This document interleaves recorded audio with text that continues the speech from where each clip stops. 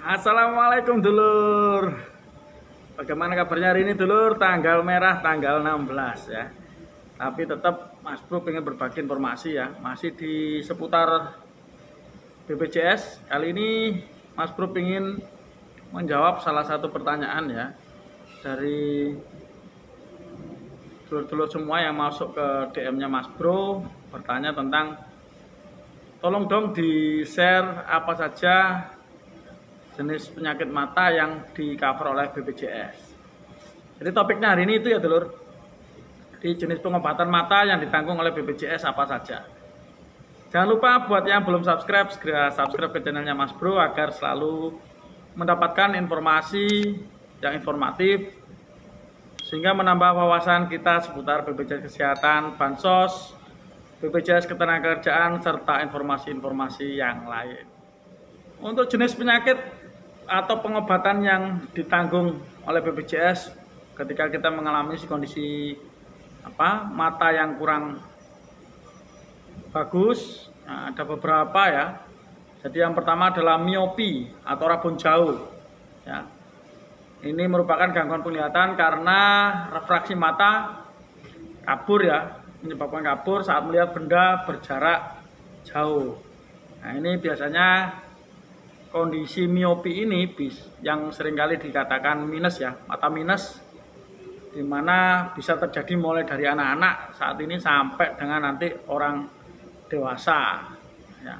Banyak sekali sekarang anak kecil yang sudah minus, mungkin karena terkena radiasi phone ataupun juga di televisi dan sebagainya ya. Jadi pengobatan yang pertama yang ditanggung adalah miopi. Pengobatan yang kedua itu adalah temennya miopi, yaitu hipermetropi atau rabun dekat. Kalau tadi ada gangguan tidak bisa melihat jarak jauh, yang ini tidak bisa melihat jaraknya dekat ya. Biasanya terjadi karena bentuk lensa mata yang sudah tidak normal, atau ini biasanya banyak terjadi di teman-teman atau dulur-dulur yang usianya sudah beranjak 30 tahun ke atas ya. Jadi biasanya juga disebut dengan mata plus ya. Jadi kita kalau lihat dekat itu wah buram, sudah kabur ya.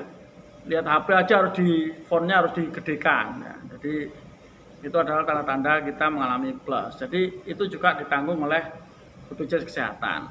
Jadi kita tinggal datang ke Vaskes 1 untuk memperoleh rujukan ke poli ataupun juga ke klinik yang khusus mata. Yang berikutnya adalah astigmatisme. Yang ketiga ini sering juga disebut silinder. Nah, ini gandengannya biasanya adalah minus, itu ada yang gabung dengan silinder atau tidak ya. Ini gangguannya adalah di lengkungan kornea mata, sehingga menyebabkan pandangan tidak baik ya, tidak jelas baik dekat maupun jauh. Jadi kalau yang astigmatisme ini biasanya silinder itu kesulitan melihat lurus ya. Jadi mungkin ada yang agak nyerong sedikit ya. Jadi pandangannya seperti itu.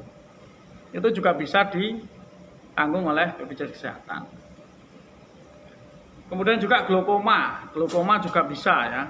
Ketika kita mengalami ada gangguan glaukoma ya, karena glaukoma juga sekarang juga menyerang anak-anak juga ya, pelajar juga banyak. Kemudian penderita diabetes juga banyak yang arah larinya juga nanti ke glaukoma ketika sudah menyerang saraf mata. Yang selanjutnya adalah kita bisa melakukan klaim kacamata. Jadi setelah kita diperiksa ya kondisi mata kita, apa itu tadi miopi, hipermetropi ataupun silinder ya. Nah, kita bisa melakukan klaim kacamatanya. Jadi setelah kita periksa, kemudian tahu kondisi kesehatan mata kita bisa melakukan klaim kacamatanya dulur ya. Sesuai dengan yang dulu pernah di salah satu video saya juga sudah mengemukakan tentang besarannya ya, nominal yang bisa kita terima untuk klaim kacamata. Nah, itu kita bisa lakukan ke optik-optik yang bekerjasama dengan BPJS Kesehatan. Jadi setelah kita mendapatkan ukuran yang pas dari pemeriksaan yang dilakukan oleh dokter spesialis dan optical yang ada di klinik mata ataupun polimata, kita bisa melanjutkan menunjukkan resep dari dokter tersebut untuk mendapatkan klaim kacamata. Nah, terkadang dulur-dulur semua juga memerlukan tindakan yang lebih khusus lagi ya. Jadi ada tindakan khusus seperti tindakan operasi, entah itu katarak ya, kalau memang sudah tingkat kerusakan matanya harus dilakukan tindakan operasi, maka biasanya yang menentukan adalah dokternya dulu. Setelah dilakukan kayak USG mata dan lain sebagainya. Nah, jadi ketika dokter memutuskan untuk dilanjutkan ke tingkat yang lebih lanjut, misalkan operasi kataraknya dan lain sebagainya, maka itu juga bisa ditanggung oleh BPJS. Asal tetap ya anjurannya adalah dari dokter berdasarkan hasil pemeriksaan yang telah dilakukan. Jadi ini adalah semata-mata untuk meningkatkan kualitas penglihatan kita kembali setelah ada perubahan pada lensa ataupun mata kita ya dulur. Jadi itu yang bisa Mas Bro informasikan untuk hari ini tentang apa saja pengobatan mata yang di-cover oleh BPJS Kesehatan. Jadi hal-hal kecil seperti ini tetap Mas Bro ingin sampaikan ya, siapa tahu ada dulur-dulur semua yang belum tahu tentang informasi ini.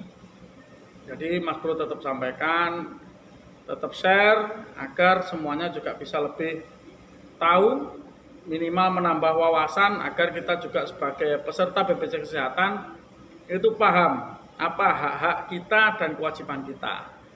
Jadi salah satu kenapa saya membuat YouTube channel ini adalah itu. Jadi pentingnya kita sebagai peserta BPJS Kesehatan mengetahui apa hak-hak kita dan apa pengobatan-pengobatan yang memang bisa kita peroleh dengan menjadi peserta BPJS Kesehatan. Itu ya dulur, jangan lupa yang belum subscribe tetap tekan subscribe-nya, tekan loncengnya, dan share ke dulur-dulur yang lain. Matur nuwun dulur.